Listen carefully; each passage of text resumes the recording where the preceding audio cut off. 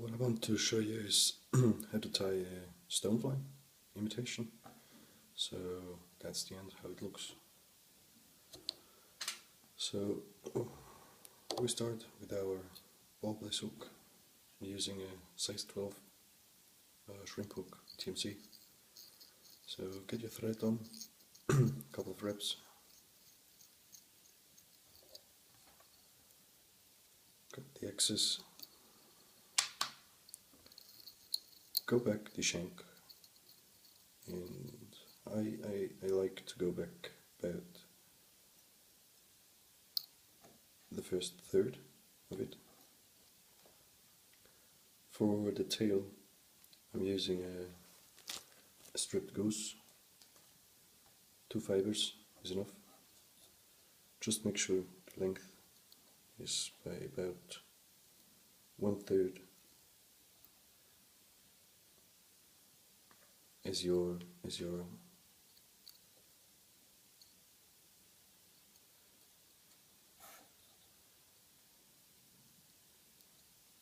hook. Take the second one. Make sure the length is equal to the other side. And if these two are crossed, you can be sure at the end they will stay nice away from your hook. Just go forward, tie in the rest of it, cut off the don't needed excess. Almost done. Next thing is go halfway through. Take a thin copper wire,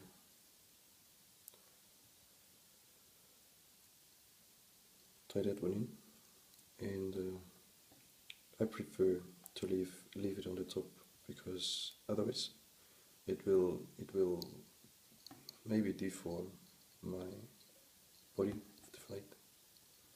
So go back where you started. 45 ways so it's not disturbing you. Go forward. You can trim off this small excess here, it's disturbing me. Just a fun cut, fair enough. For the back body, I'm going to use a pheasant tail. When I tie in the pheasant tail, I use it upside down, so the tippets of the pheasant tail will show towards my eye of the hook. Tie it already in here, just to build up a little bit of an underbody, instead using dobbing for it. Return where you started, go forward, tie the rest in, cut off the excess,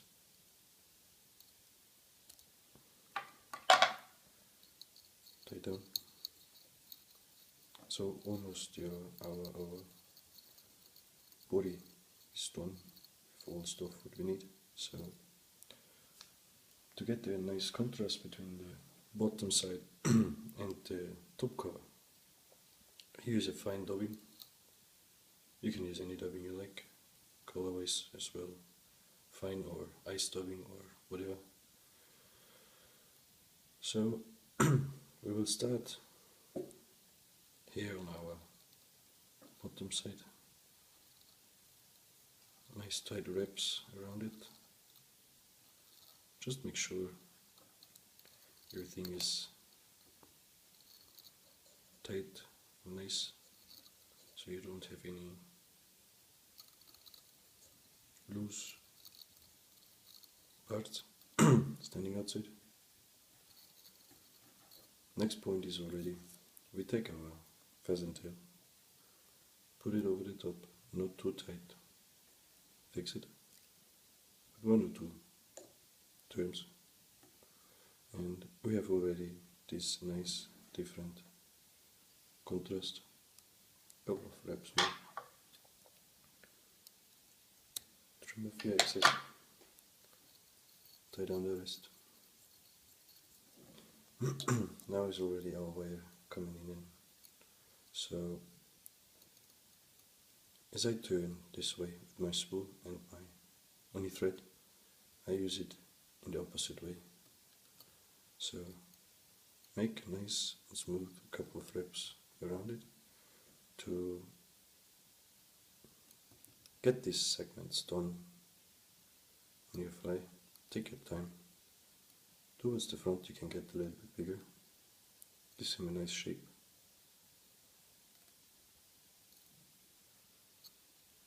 So end it up in the front. Give him a couple of few wraps more with tied in, wrap behind, wrap before, one more, done. So give him a couple of wraps more, just make sure everything is nice and tight. For the thorax itself, I'm going to use a squeal dubbing.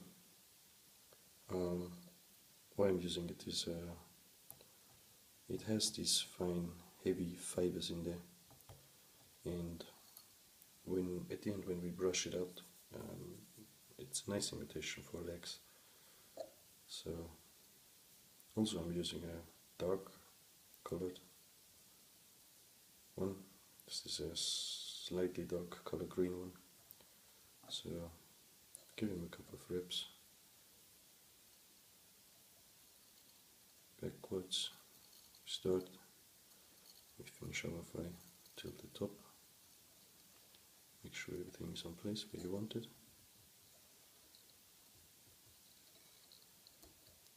Nice and tight. So already our wood finisher is coming into axis. Couple of finish wraps. 1, 2, 3, 4.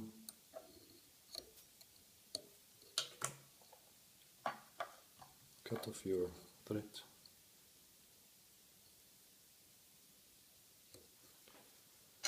What I'm doing now is I'm repositioning actually our fly.